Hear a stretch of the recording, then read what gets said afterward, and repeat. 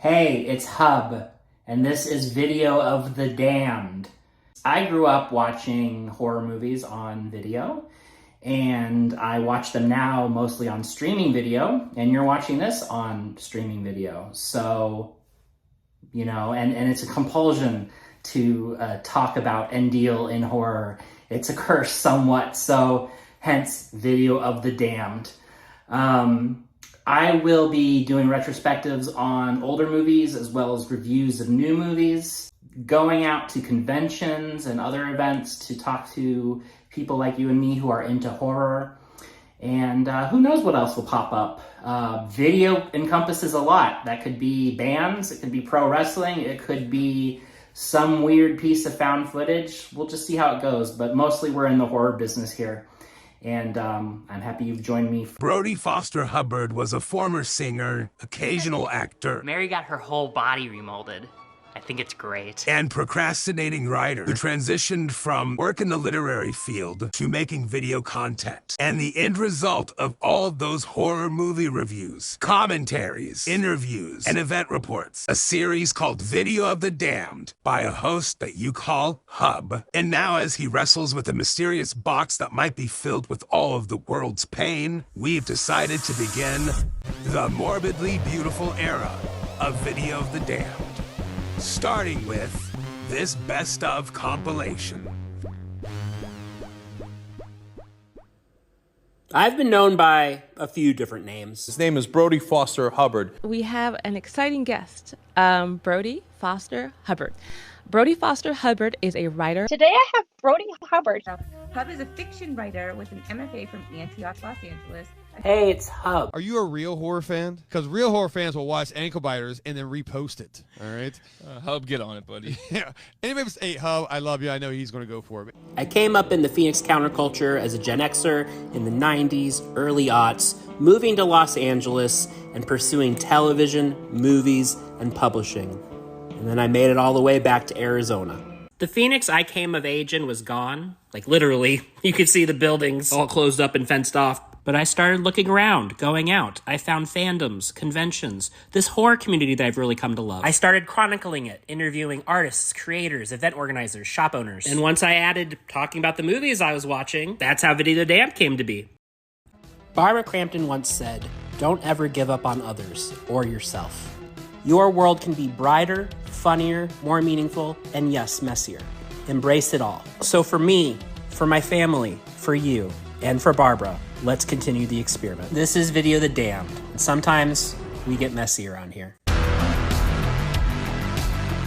I first came to know Fulci through his work in giallo, which is weird and absurd even for the genre, but I'm realizing now that's what makes his supernatural horror work so well. Have you ever experienced temporal dissonance either in the middle of or looking back on an accident, or getting really bad news, or being in a fight, or being in an attack, maybe even having a gun pulled on you? Unfortunately, I have experienced all those things, and I remember this sort of surreal feeling, time slowing down as things became more and more removed from my normal everyday reality.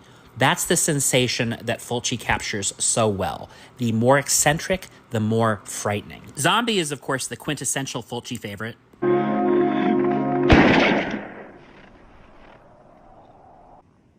The boat can leave now. Tell the crew. The great cold open you just saw, the infamous shark versus zombie sequence, the often imitated eyeball thing, which Fulci did in many movies, but no more famously than this one. And I'm still not sure how Fulci managed to pull off the practical effects and stunts of this fire-filled finale on his budget at that time in history. As for the other three movies I watched, the so-called Gates of Hell trilogy, they all share these dreamlike qualities, these liminal spaces that are cursed by traumatic events, these collisions of the physical world meeting the supernatural one. gore and shock and terror that no one is too young to be in danger from. Lucio Fulci and Dario Argento are both groundbreaking and influential filmmakers in Italian horror, so it's easy to see why they're compared. But here's the contrast. Argento seems to be using horrifying sequences to punctuate, to drive home the themes of his stories, whereas I see Fulci being more fixated on his horrifying set pieces and not worrying about the plot being totally cohesive and comprehensible, just more so using the story as a connecting thread. You'll hear a lot of talk about Fulci being nihilistic, misogynistic, definitely bleak, no happy endings, nobody comes out unscathed, if they come out at all. Even if dark forces have been vanquished, there's always something worse waiting on the horizon. And there's plenty along the way to make you squirm, scream, and say, damn, that Lucio boy just ain't right. I'm going to do an unboxing of something odd and gory. This is a joint release from Arrow Video and Paul Bear Press. It is a Frankenhooker talking a doll, or it's called a casket kid. So we're gonna see how this baby works. A couple folks got these at friends of mine got these at the last Mad Monster party when Paul Bear Press was here. I didn't get to talk to them on camera, but I talked to one of the dudes from Paul Bear Press out of Austin, Texas, I believe, if I'm remembering right. So here we have Frankenhooker. Let's see.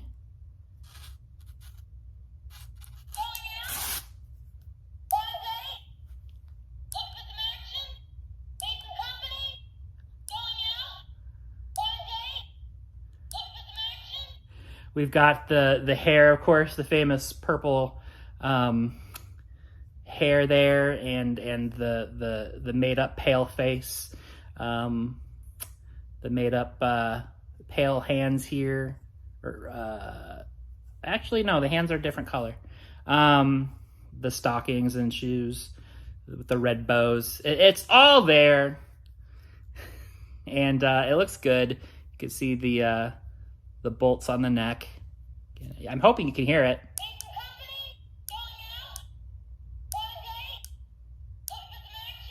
So, 5 out of 5 stars for sure.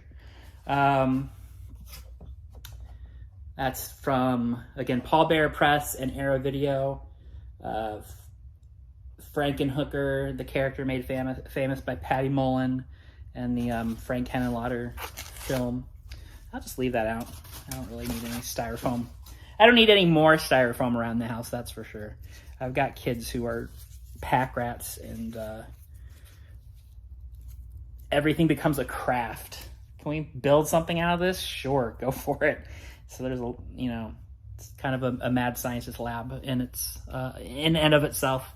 What else did I watch this week? Ankle Biters is a vampire movie, except they seem to move around in daylight just fine. But they are mostly played by little people, because there's only so much vampire blood to make not a fully tall, over 6 foot, I guess, more powerful vampire. With the height disadvantage, these vampires who are little people, little vampires, have to kind of team up and attack people on the lower parts of their bodies, hence ankle biters. But they have a sword to try to turn tall people into vampires. And I guess they're trying to find a tall person to rule them. And then there's like a half human, half vampire, much like Blade, the Wesley Snipes portrayed character. But this is a white dude who is he's actually a legit actor and filmmaker, maybe less so in 2002 when they made this thing on video and put it out. Who knows where it actually ran. Like he's been in The Walking Dead, like it's a cast member in multiple episodes, and he made some like I said, more legit films, but this was kind of, I think, his first offering, and it's something. I watched it. it's definitely a thing that happened. It was I can't even say it was a novel story. What I said on my Instagram stories was, if you ever wanted to see Blade as portrayed by the cast in Gummo, this is the film for you. This was definitely a cast of the friends of the filmmakers, including biker gangs that had women in the same outfit that you and I might put on to go to the market and grab some milk, like a little top and shorts. Like that, not the most intimidating gear for a vampire motorcycle gang. Some of these characters, but that's okay. It reminded me of Lazarus the Legend, which was this 1991 Erie, Pennsylvania public access movie, also shot on video. Humiliation, wrath, feelings of foreboding havoc,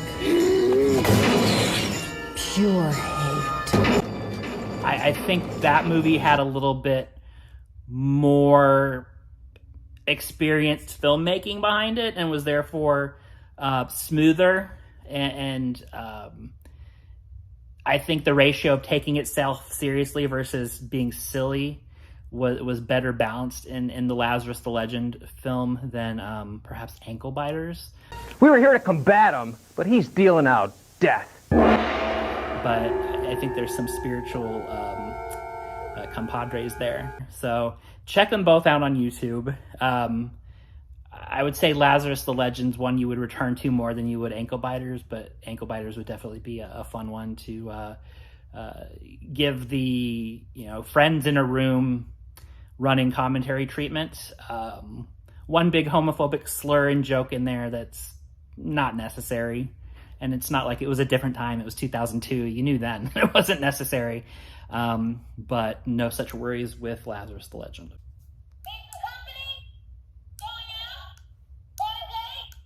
Hey, it's Hub. I'm not alone today. I've got a sicko kiddo here. Emphasis on the sicko. You want to say hi? Hi. So if you hear anything, that's what you're hearing. I watched Savage Weekend, filmed in 1976, released in 1979. This was written and directed by David Paulson, who mostly did television drama like Dallas and Knots Landing. He had one more horror movie a few years later called Schizoid that had Klaus Kinski. But this was his first feature. Look who's in it as the beefy rural stud. It's David Gale. You know him as a head in Reanimator and Bride of Reanimator. And you've got William Sanderson from True Blood, Deadwood, Newhart, and Blade Runner as sort of the simpleton who there's rumors that he's actually killed people. You can see him here with a chainsaw. But really, this whole movie is supposed to center around Marilyn Hamlin as a recent divorcee. Her ex is taking their kid for the weekend. She's going with friends to upstate New York to hang out with her new boyfriend, who's a Wall Street guy. Also another, like her sister's there, and their friend Nikki. He's a gay man. He's played by Christopher Allport. You see him here defending himself in a local bar from some bigots.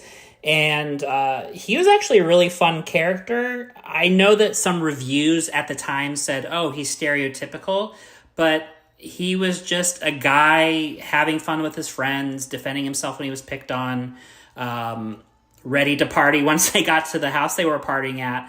Like, I honestly didn't see anything too egregious with his portrayal. Without spoiling it, I'll say that his status as either a victim, survivor, or killer had nothing to do with his sexuality. It was just part of who he was, just like sexuality was a part of the other characters. Definitely in this film where there's a lot of people getting down on the farm or wherever they're at. So I was pretty excited about this based on the poster.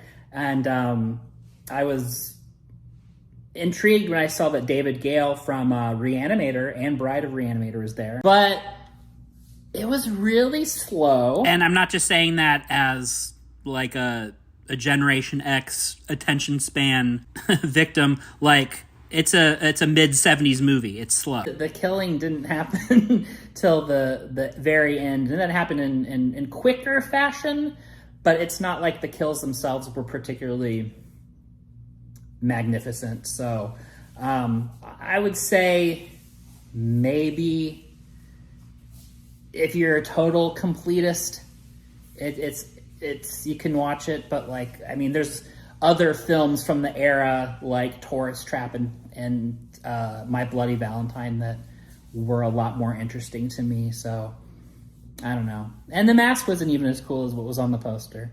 But I'm not saying don't watch it. All right, let's tell you briefly about a movie I watched last night. The Clown Chainsaw Massacre, written and directed by Dustin Ferguson, prolific horror filmmaker. When I say movie, I mean a 45-minute feature that once you take out credits and once you take out an extended dance scene,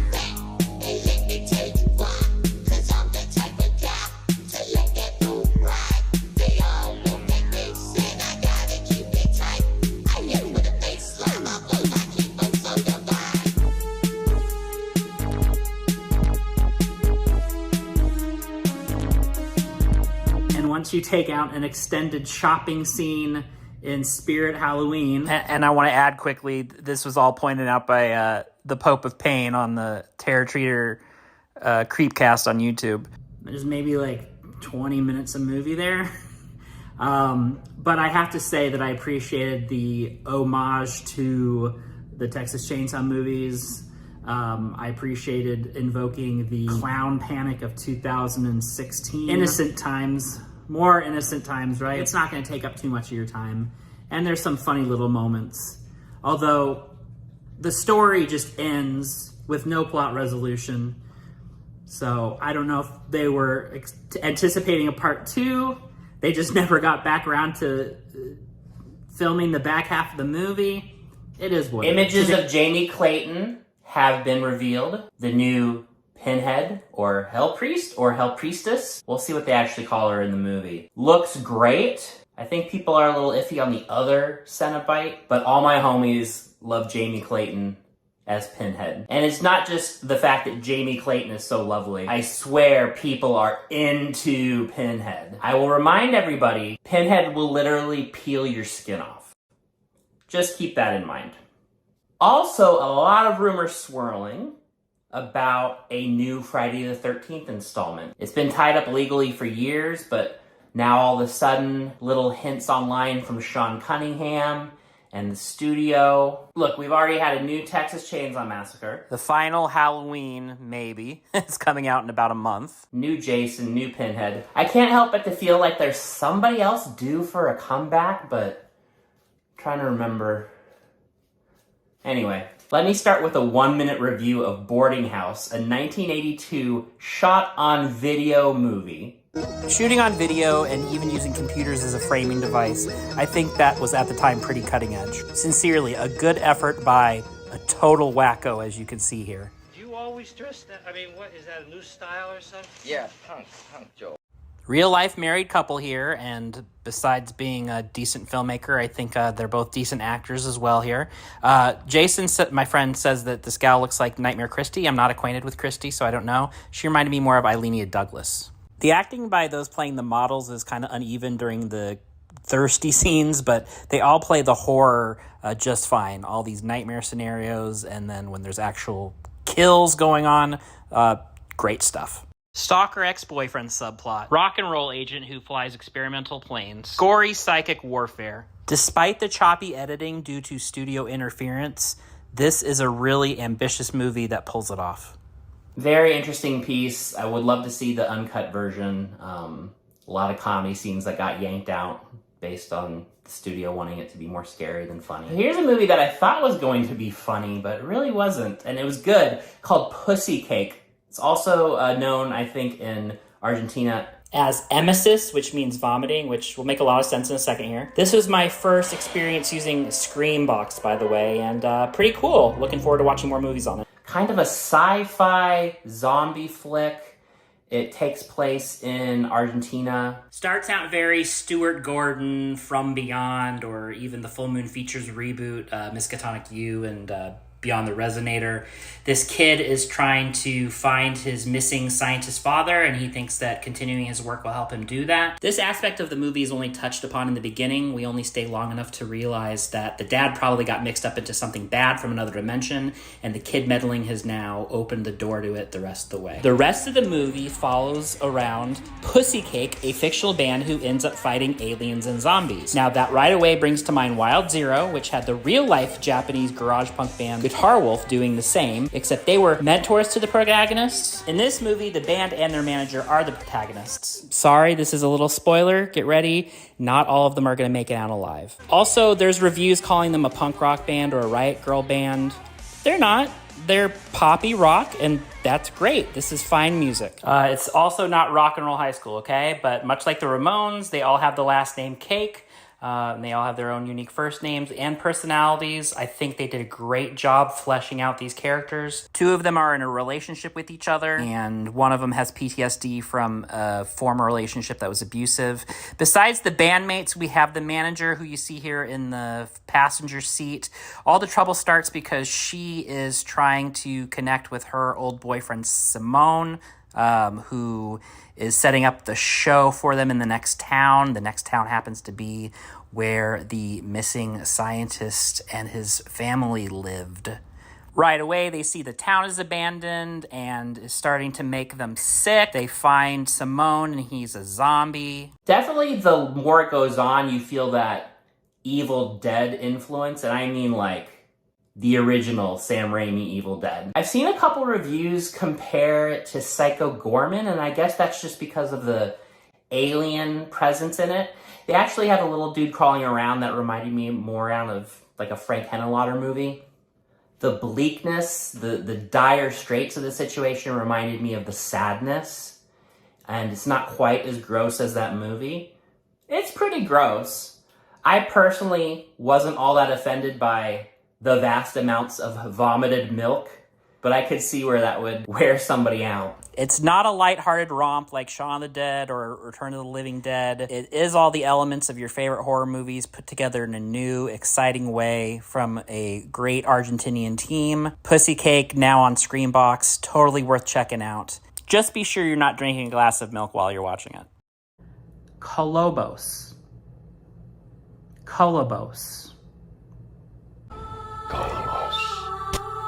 So this popped up on my radar because of some tweets by Arrow Video, who restored the movie from 1999. This is one of those hidden gems that kind of got put in the shadows of Blair Witch Project, which was really the big winner that year at the box office and setting a new trend in horror as far as found footage films. It's interesting, and I'm not the only one who has speculated on this. What would have happened if Colobos was the film that had taken off that year? What would the trend look like instead? What would the influence have been? Let's talk about the premise. Ostensibly, it's supposed to be experimental film, brings together a cast of young people to live in a house and find out what happens when people stop being polite. Okay, so it's not actually a reality show, but a lot of critics have kind of seen it as a harbinger of what was to come in reality television. Now, granted, the real world had already been established by this time. There was already reality television, but it didn't quite blow up like it would in the aughts. And honestly, I don't think the reality show aspect, or that aspect of young people being observed or audience as voyeur, I don't think they really explored that theme as much as they could have. I don't know if it would have been really necessary to what this is, because what ends up happening, of course, something bad happens to one of the people in the house goes under lockdown, and they are trapped and trying to evade a killer and figure out if maybe one of them is complicit in what's happening. I've seen some people comment that, oh, these resemble traps that we would see later in Saw. And I haven't seen Saw so much, but I've seen enough of Saw to say that I don't think that these were necessarily that reminiscent of Saw traps. In my opinion, the idea that some people have in mind about this movie as The Real World meets Saw or Big Brother meets Saw, it's just not that accurate. It's a clever way and simple way to kind of boil it down, but I just think it's not true. Really, this is supposed to be a love letter to Italian horror, the Giallo films. Giallo. The filmmakers have said as such in interviews and on commentary.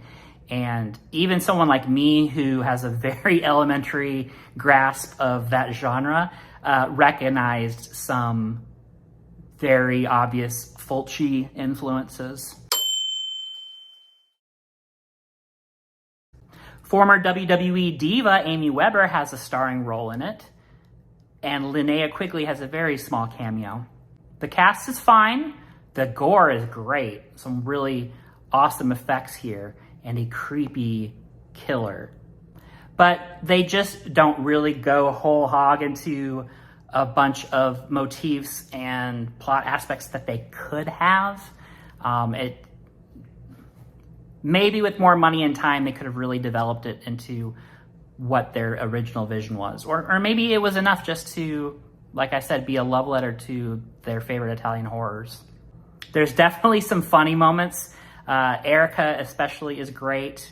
And I was actually listening to Troy and Roger on Dark Night of the podcast. We know Roger from the movie that he's making, Meat, and they liked Erica too. I was so excited to hear Roger say, doesn't the opening remind you of Terrifier? Because that was my exact thought. And I thought maybe I was just being goofy, but no. I'm glad I have a kindred spirit in Roger Connor, and I felt that about Roger the first time we interacted online, so thanks, brother. Very funny to see a horror film within the horror film. Erica, the character who's an actress, they're watching some of her work. Oh my god. Oh, that was so terrible. I'm so embarrassed. No, this is fascinating. I love the juxtaposition between this scene and the last one. It brought out the thematic design of your character and shed some light on her psychological rationalization despite the mental schizophrenia just hinted at earlier. You think so? This movie is so shitty. And much like in Things, the filmmakers take a very cheesy horror and put it in for the characters to be watching. Is it meta commentary? Is it just silly fun? I don't know, you decide. But we'll explore this theme of meta horror later with one of the other movies that I watched this week. There's a twist ending, of course. Does it make a whole lot of sense? Well, I've seen two different interpretations of what the ending is. And it's one of those things as far as, was this all in your head? Did this even happen? Is it going to happen again? Is it happening for the first time? What sort of wild narrative time loop are we on here? And maybe that's on purpose. I have not read every interview with the filmmakers, and I have not heard the entire commentary, so maybe that answer is out there. Maybe you have that answer and can leave it in the comments. Or if you've seen this movie, just let me know what you think. But I think this is a movie definitely worth watching. It's right at the end of the 20th century, and it does signal some innovations to come in the horror genre. I think it was a little bit ahead of its time, but also not quite there all the way. But it's such a noble effort that I still really enjoy this movie and recommend it. Would it hold up on a second viewing? Probably, because you want to go back and see if you notice anything that tipped off the ending earlier. So I think in that sense, it would be worth watching again. It might even be worth watching with a crowd of folks, a group of friends. Definitely can be disturbing. It can feel bleak. Most importantly, though, it's a horror film created by filmmakers who love horror, and there's something really awesome about that. And I'm going to return to that idea in a little bit as well. Bloody Summer Camp. I found out about Bloody Summer Camp thanks to a tweet by my good personal friend, Felissa Rose. At least we were friendly at a convention some years ago. This movie, more than any other that I can think of, managed to hit that 1980s slasher horror sweet spot to the extent that I would have almost believed that this movie was made in the 1980s. Now, there were some drone shots that you wouldn't have had in the 80s. There's a guy with a visible tattoo that clearly says 2003. And while it doesn't go totally over the top in the direction of Wet Hot American Summer type of ridiculousness, there are some performances and bad wigs that did remind me of that work by ex-members of the state. I mean, just Dave Sheridan alone, if you've seen any of his work, particularly Ghost World or Scary Movie, he takes over a role and takes over a movie and makes it his own for sure. But I'm nitpicking. Plus, one of the reasons I knew that this was a modern movie was because there were some damn good effects in this. You honestly already know the story. Counselors go to camp. There is a killer among them. It's shot and paced like an 80s movie. The acting is right out of an 80s movie, and that's not to say bad. It's just a different style than you see now. The acting in My Best Friend's Exorcism is definitely a teen cast acting in 2022. These are clearly adults, just like in Wet Hot American Summer, and just like in a lot of 80s movie where it was supposed to be kids, but we really knew it was grown-ups. Beverly Hills 90210 syndrome. But that doesn't take me out of the movie. It just puts me deeper into that feeling like I'm watching something from the 1980s. Except this is more gory, more crass, more punk rock than some of those movies were from the 80s. Much like Colobos was the work of filmmakers in love with Italian horror, this is certainly filmmakers who are in love with 80s slasher horror. And they set out to make the most realistic, manufactured 80s artifact that they could. And that's what makes this really fun. And they even keep the ruse up until the very end. You think the movie's over, you think all has been revealed, and then you get taken even further on a wild journey. Honestly, those moments felt more like a modern horror movie rather than something from the 80s. But maybe there are 80s movies I'm not thinking of at the moment that this ending would remind you of. And if you've seen this movie and you've seen the movies in the 80s that I'm not thinking of, then let me know. Give me more titles to track down. David Kerr, writer, director of Bloody Summer Camp, and founder of Slasher 15 Films. They have another movie coming out. Go Away. And has some of the actors from Bloody Summer Camp, too. It's his take on a home invasion movie. I'll definitely be tuning in. The last film I want to talk about today, I could probably do an entire 30-minute episode on just by itself, but I wanted to let you know about it right away because I want you to go see it. It's 2012's Benny Loves Killing. I thought I was sitting down to watch a horror film. The description is a girl is making a horror film and has to deal with horrors in her real life. But what this really turned out to be is what the writer and director Ben Woodowitz describes as a psychodrama. Benny, a film student in London, is talking to the academic board that oversees her funding for school and her film project. She's describing the final project she wants to do in lieu of an essay. She wants to make a horror film about horror films and cinema. Her project is going to be a meta horror film that is a commentary on horror film. But that's not what Benny Loves Killing, the movie we're watching, is. Although we do get to see Benny shoot some scenes, deal with her actresses, even mix together fake blood. But you could have also told this story and have her made a sci-fi film or a Western. The reason it needed to be horror is because of Benny's philosophy on horror and the horror that we see in her life. And it's not the kind of horror that we've talked about today as far as a slasher. It's about her and her mother really being the same person. Her mother having her destructive habits and Benny having her own self-destructive habits. It's about Benny refusing hygiene or a permanent residence or even 3 meals a day just to subside on drugs and this passion project of hers. It's about the unstable people that Benny associates with and her further and further instability, jeopardizing her academic program, this final film project, and her own safety. This may be a hard movie for some who have their own trauma around drugs or have family members who are addicts, and there's a very tense potential assault situation at some point that might rattle you if you've been through it yourself. While I can't guarantee you that every character gets out of this movie alive, I can let you know that this is not your standard horror with the body count kind of movie. In much the same way that Bloody Summer Camp is an ode to 80s horror and Colobos is an ode to Italian horror, Benny Loves Killing is actually a very moving love letter to cinema and storytelling itself. It's a statement on women in film, and particularly women in horror. And it skillfully makes you invested in a person who isn't the most likable, yet you're rooting for them to succeed somehow through all their adversity, even if it is self-imposed adversity.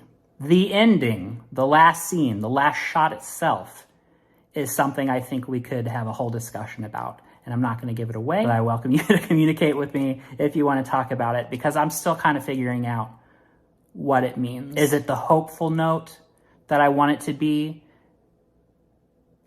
Or is it cynical, even mocking the idea of ending on a happy note? Is it redemption, or is it the portrayal of something artificial, something self-deluding, something saying that we don't actually change and get better, that we are who we are?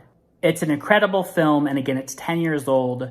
I don't know why more people don't know about this movie, but hopefully this episode of Video the Damned changes that at least a little bit. And a surprising sequel this week that I stumbled upon, Dark Night of the Scarecrow 2. Now, I knew this was something that was in production. I was surprised to find it on streaming and get to watch it. I'm a big fan of the original 1981 TV movie starring Larry Drake. A developmentally challenged man has a friendship with a little girl who gets attacked by a dog. The man is the one blamed for the attack. He's hiding out as a scarecrow and gets shot by these vigilantes.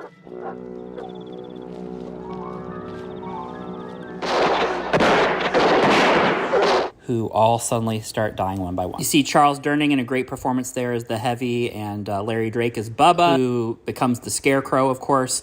And then you, of course, have the little girl and Bubba's mom that he left behind. And this is all written by J.D. Feigelson. He has come back to write and direct this sequel. He funded this himself. He did it with local talent, and for a low-budget, totally independent production with local talent, not bad. It's actually funny because it's very much paced like a 1981 TV movie. I knew I was watching something more modern because of the quality of the actual picture. But as far as the acting style, because of the slow shots, seeing people get into a car and drive away, like, you know, that whole Ed Wood thing where you don't cut away from that for some reason, it definitely felt like an older movie. And so I was able to enjoy it in that way. I don't think it's a standalone. I think it really is for fans of the first one, because there are definitely some things they jump right into, like the relationship between the boy and Auntie Hildy, that just didn't feel very earned. It just seems like we kind of cut to the chase to get the plot going. But the characterizations were great as far as the corrupt cop, the nervous townfolk. Like, it definitely felt very much like that first film. Not a particularly gory amount of kills, but I did just see Terrifier 2, so everything kind of pales in comparison to that. Still, you know, much like the 1981 TV movie, not very scandalous, not a whole lot of cursing or sex or blood, but just enough violence to maybe not show this one to the kids. I don't know why you'd want to show this one to the kids anyway. Definitely some cheesiness. We are going home. I love you, Mom. But the ending of the film actually did get to me a little bit. J.D. Feigelstein's an older man. This is likely his last film. He's honoring his greatest work. He's really honoring his contributions to filmmaking and saying goodbye to a career he loves and a medium he loves. And this particular story's mythos he created, but really he created the whole genre. And so there's something touching about him saying goodbye.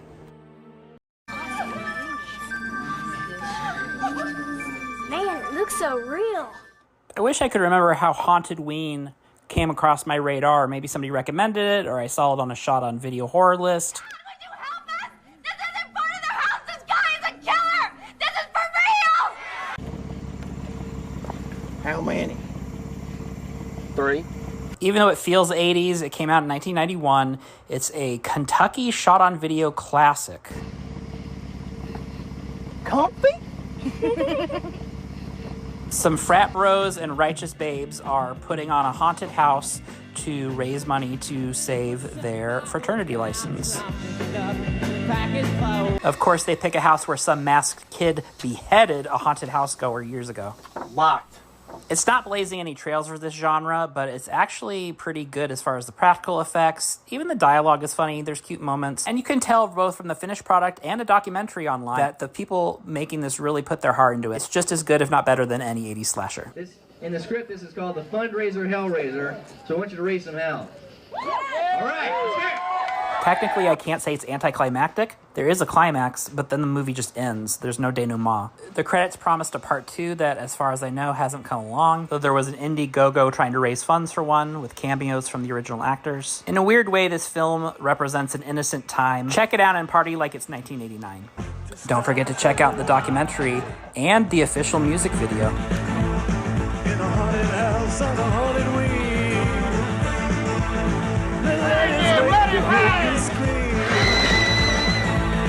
He's well rehearsed, he likes his role. Hi, Sheriff. Someone's dying to start the show. A movie which has gotten more sequels than you might think is Manos: The Hands of Fate. If you're unfamiliar with this film, it is from the 60s. It's been lampooned on Mystery Science Theater 3K and other incarnations of that group like Riff Tracks and whatnot. The filmmaker plays the dad. There's the daughter and mom who end up stranded at this house. There's that manservant Torgo who is serving a cult leader called the Master, who in real life is actually the little girl's dad.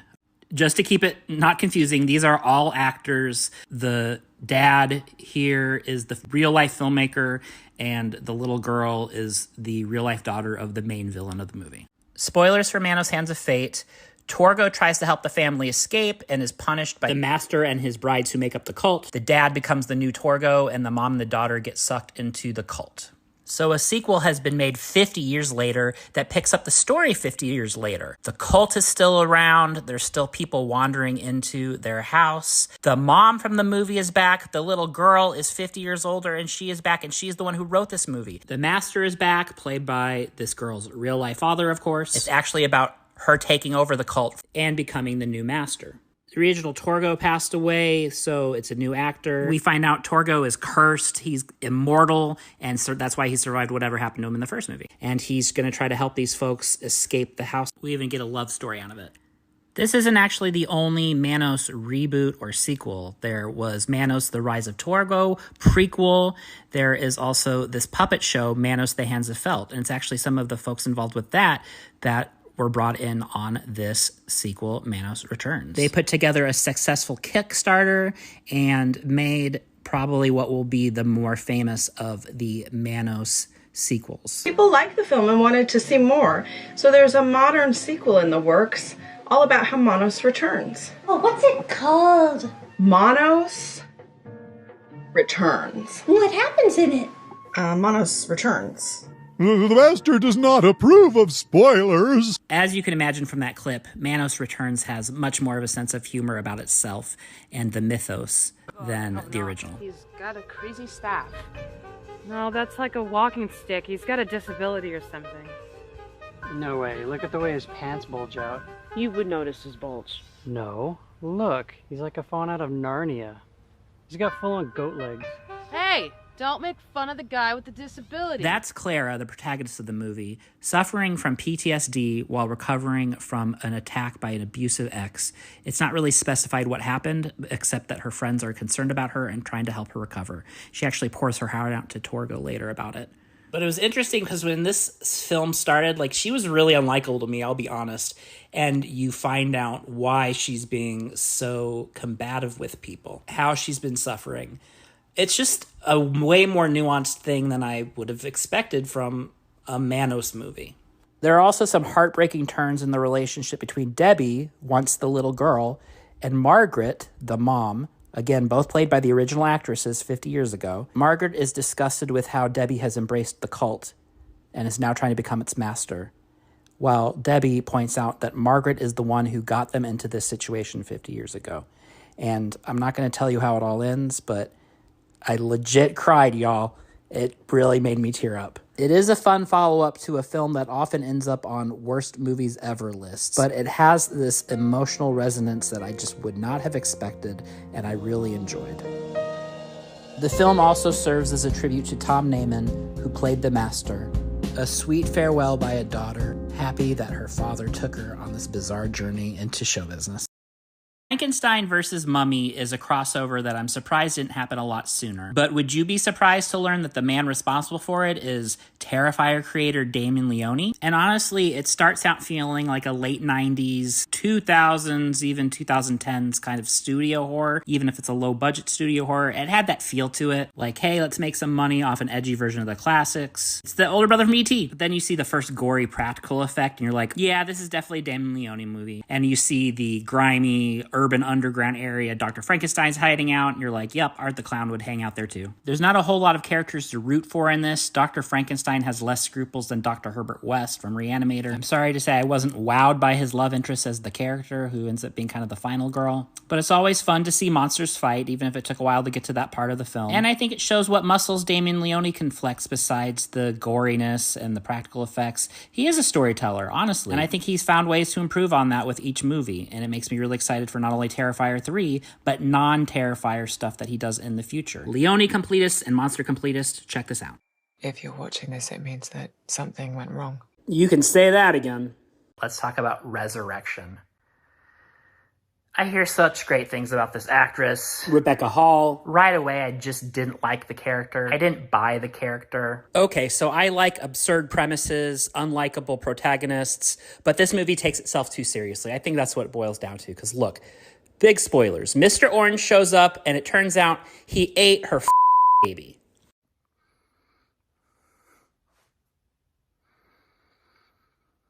If you can buy into the premise and you want to go on the ride, I can tell you that it eventually ends in the last couple minutes with a gory sequence, and then you get the ambiguous ending. I may call it nonsensical.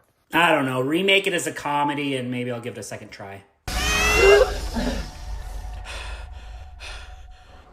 This is where I hail from, Higley, Arizona. And it really only exists as a post office. It really only exists as a zip code now.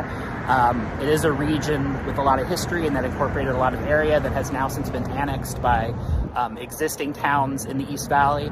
But to me, it's magical, Higley. It's a place in my heart. It does help that there's a lot of cool things to do around here and a lot of cool people and a lot of cool events in the horror community specifically. So I did materialize for Giallo January, and the very last film I saw that month was Dario Argento's Phenomena. I have heard this referred to as quote-unquote lesser Argento, but I'm gonna be straight with you. This is my favorite Argento so far. Before she was our career opportunities crush, Jennifer Connelly was a cute as a button kid actor. Dr. Loomis, well, Donald Pleasance. He is an entomologist, that means insect scientist, and she is the daughter of an Al Pacino-esque actor who has put her in boarding school while he's out filming a movie. She also has the power to control bugs. Oh, and they have a chimpanzee helping them out. Yes, a chimpanzee that actually bit off Jennifer Connelly's finger during filming. They get thrust into a murder mystery that has shades of Stuart Gordon's Castle Freak and otherwise is a lot like most of Dario Argento's giallo murderers. A film group local to here called Cinematary showed the American version of this movie at the Majestic Theater. It's called Creepers, and it cuts out, 20 minutes of material roughly. Watch the full version if you want the full Argento vision, but honestly, I think the Creepers cut is satisfactory. You gotta bear in mind, you always have to take Dario with a grain of salt because he said Tenebrae took place years after a nuclear war, and he says Phenomena took place in a reality where the Nazis won World War II? And none of that is in the movie at all. Besides the awesome Claudio Simonetti score, there's a heavy metal soundtrack, like Motorhead is on there. This is just such a weird movie. Everything about it is bizarre, and I love it. I love you.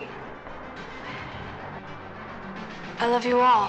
Whether you call it Phenomena or Creepers, it's fire, so check it out for sure. Body Melt? Now this is the stuff. If a young Peter Jackson teamed up with Frank Henenlotter to do a riff on the stuff, with some street trash level melt horror infused in. The actual auteurs behind this are an Aussie new wave performance artist group. One wrote a short story anthology about the demise of residents of a health farm community, and then they turned it into this movie. And it has that anthology feel, like a Trick or Treat or Southbound, where there are still linear threads and framing devices connecting the pieces. I'm grateful to Jason from Terror Trader for this recommendation. It's very 90s and very Aussie and very splatterpunk.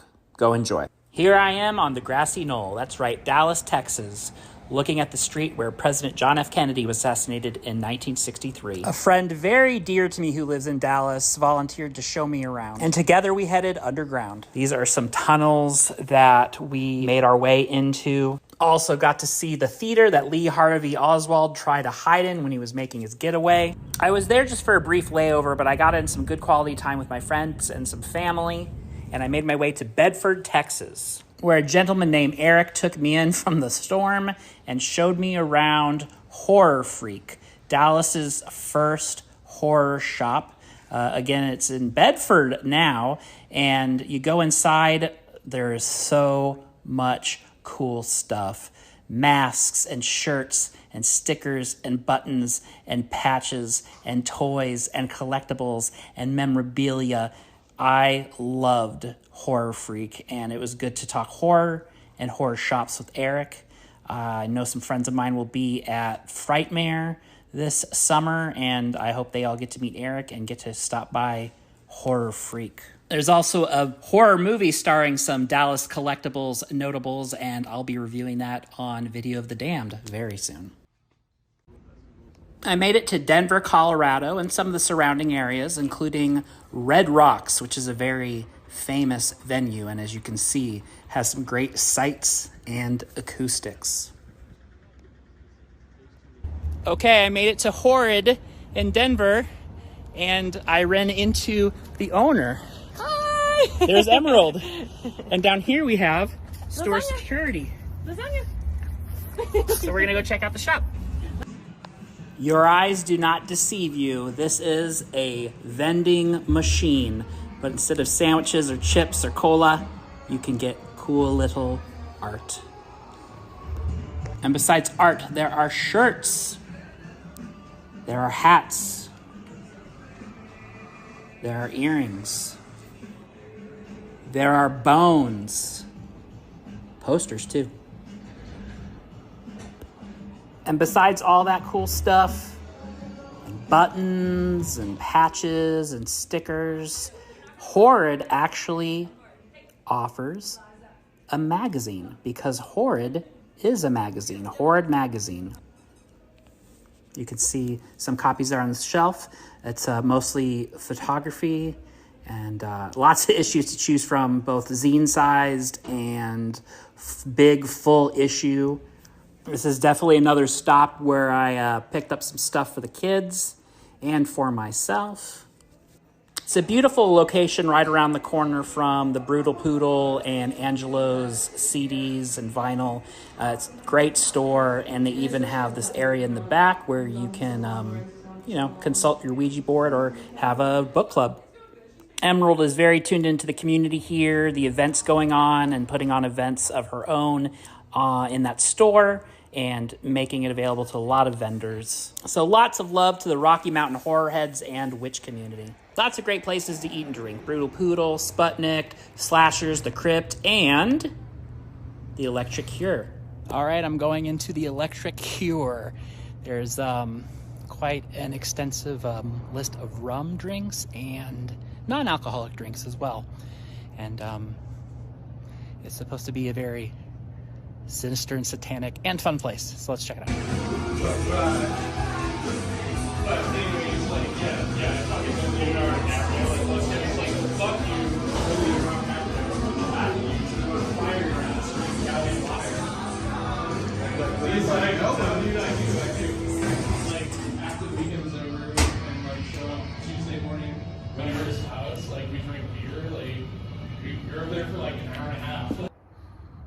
I think satanic tiki bars are the only tiki bars for me from now on. This is Ace. This is my oldest son. How are you doing, Ace? Good. Tell the audience what horror movies you have seen. I have seen Gremlins 1, Gremlins 2, Killer Clowns from Outer Space, Beetlejuice, if that counts as a horror movie. Mm-hmm. Have you seen any others? Army of Darkness. Oh yeah, Army of Darkness. Lost Boys. Oh yeah, I did see Lost Boys. Yeah, too. yeah. What would you say your favorite horror movie franchise is? Scream. Scream. You haven't actually seen any of the Scream movies? Nope. But you like Ghostface? Uh-huh. Cool. What is your favorite horror movie that you haven't seen yet, besides the Scream movies? Like the one you're most interested in seeing? Maybe Halloween. Oh, which Halloween? Like the first one, or just any of them, or? Any of them. Any of them? Except 3. Why? Oh, why not 3? Well, I'm gonna watch 1, 2, 4, 5, and then all the other ones, and then last I'm gonna watch 3 because it has nothing to do with Michael Myers. But you're gonna meet Tom Atkins this summer. Don't you want to see it before you meet him? I'm not gonna see Halloween 3. Are you? Until I'm like 17. No, it's not that bad. We could probably fast forward through the worst parts. I think you've already seen the worst parts on YouTube anyway. Huh? Like the kids, their masks killing them. I think you've seen those parts already. Oh yeah. No, I looked away. I'm done. What? Off. When it comes to 80s SOV horror, this is a pretty famous one. The story involves a New York theater owner moving to a small town with his wife and opening a video store. He soon comes to find a conspiracy in the town where there's a market for snuff films. But is this just an elaborate prank on the New York outsider? Or is it a test to let the new guy in on their business? Its genre-transcending quality, ahead of its time Scream-like genre meta-commentary, and sales success would have made it enough of a legend. But then came Video Violence 2. This is anything but a straight sequel. It's more like if the Kentucky Fried Movie was a snuff film. It's killers from the first Video Violence beaming a pirate television show across the country and showing real murders. Of course, they all happen to look like segments from a horror anthology. But that's besides the point. It's macabre sketch comedy set in the universe of Video Violence, and it's definitely for the fans. This is the best thing that appeared on cable since Fraggle Rock. An SOV horror that caused me to ask, was the 80s Bay Area punk scene really like this? Night Feeder. Almost like a giallo, you have a reporter and the police teaming up to solve a series of murders. But of course, this is shot on video and it takes place in this 80s kind of death rock scene. There's a plot thread about an experimental street drug, and without giving it away, the culprit is not entirely of this world. There's some obvious red herrings and a very abrupt ending I was disappointed with. But you get some interesting music, great cinematography, great gore and kills. You get legendary writer and Liquid Television's Winter Steel herself, Centra Wilson, in a prominent role. And Ms. Wilson was the one who told me that yes, the punk scene that you see in this movie is very true to life. This flick is actually so quality that I thought it was a current release trying to look retro. I was like, no, this is too nice and polished to be an 80s SOV. Feed your need for 80s SOV horror and watch Night Feeder.